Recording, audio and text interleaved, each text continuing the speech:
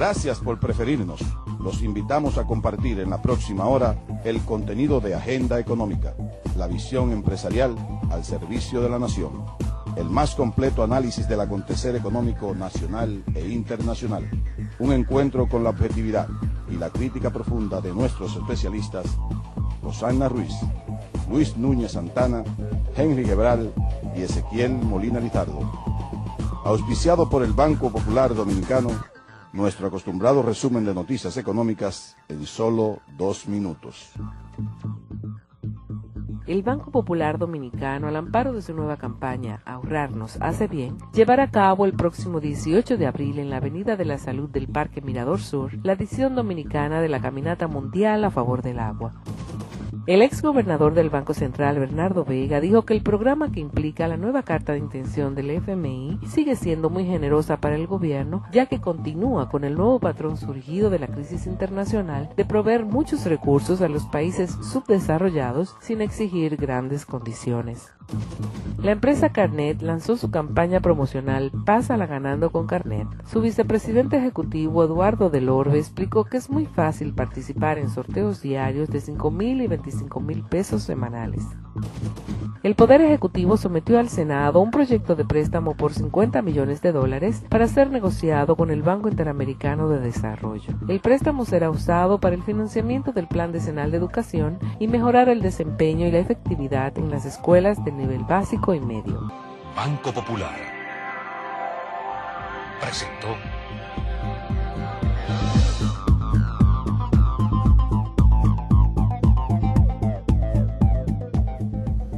Saludos cordiales amigos y amigas de Agenda Económica. Hoy día Rosana Ruiz, Henry Gebral y quien les habla Luis Núñez, de nuevo con ustedes para compartir el contenido de nuestro programa del día de hoy. Hoy vamos a tener un programa bien interesante, vamos a estar hablando de censos y encuestas, vamos a estar hablando del trabajo que se está haciendo en la Oficina Nacional de Estadística, pero antes tenemos algunas informaciones que Rosana, que se nos había ausentado un par de veces, ahora viene, pero viene con buenas nuevas, así que... Y yo también tengo buenas nuevas, así que vamos a muchas buenas noticias. Así es, de aquí, qué bueno estar con ustedes, amigos y amigas de Agenda Económica. La verdad que queremos comunicar la buena noticia para el país de que en el día de hoy el directorio del Fondo Monetario Internacional conoció y aprobó la carta de intención que le remitió el gobierno dominicano el pasado 19 de marzo y este hecho relevante para lo que es preservar la estabilidad macroeconómica en un ambiente de baja inflación, de estabilidad relativa de la tasa de cambio y de crecimiento, significará para esta misma semana un ingreso de alrededor de unos 38 millones para apoyo presupuestario de dólares y 82 millones de dólares para apoyo a las reservas internacionales que maneja el Banco Central. Y durante el 2010 la firma de esta ya aprobación de esta carta de intención con el acuerdo stand-by que está en curso implicará también cerca de unos más de 500 millones de dólares tanto para apoyo de reserva como una proporción para la parte presupuestaria. Precisamente hoy estuve en el 5º aniversario de la revista institucional del Banco Central, Crónica Central, a quien felicitamos todo ese equipo, al amigo Luis Martín y todo el Departamento de Comunicaciones del Banco Central, y en el discurso de celebración de ese aniversario, el señor gobernador Héctor Valdés Albizu anunció que ya los indicadores, el IMAE, que es un indicador de tendencia económica, está reportando en los primeros meses del año un crecimiento cercano al 6% del PIB real, lo que es bastante alentador en términos de lo que es ya la dinamización del aparato económico de la República Dominicana, bajo todavía los criterios de que mantendremos la inflación dentro del rango establecido en el programa monetario entre un 6 y un 7%, y bajo el criterio también de que se mantendrá la estabilidad relativa de la tasa de cambio con este nuevo apoyo de reservas internacionales por el ingreso de divisas bajo el Fondo Monetario Internacional, que solamente por el fondo vienen estos derechos especiales de giro de más de 600 millones de dólares, pero eso va a implicar también beneficios para que se pueda facilitar la colocación de los bonos soberanos en los mercados internacionales, y eso también permitirá la entrada de recursos frescos de organismos multilaterales como el Banco Interamericano de Desarrollo y el Banco Mundial, destinado a distintos sectores productivos, de manera que estas noticias son positivas para lo que es el devenir de los próximos meses del desempeño de la economía dominicana. Y como esas buenas noticias no podían quedarse solas, acabamos de recibir el informe de recaudación para el marzo 2010 de parte de la Dirección General de Impuestos Internos, que si bien no representa el 100% de los ingresos, es definitivamente la parte que nos da una mejor claridad en qué está pasando con la economía dominicana, porque hoy en día la DGI, especialmente después que ya la parte de impuestos a los combustibles que se recaudaba en la tesorería ya pasó a partir del 1 de enero a la DGI está concentrando cerca del casi el 70%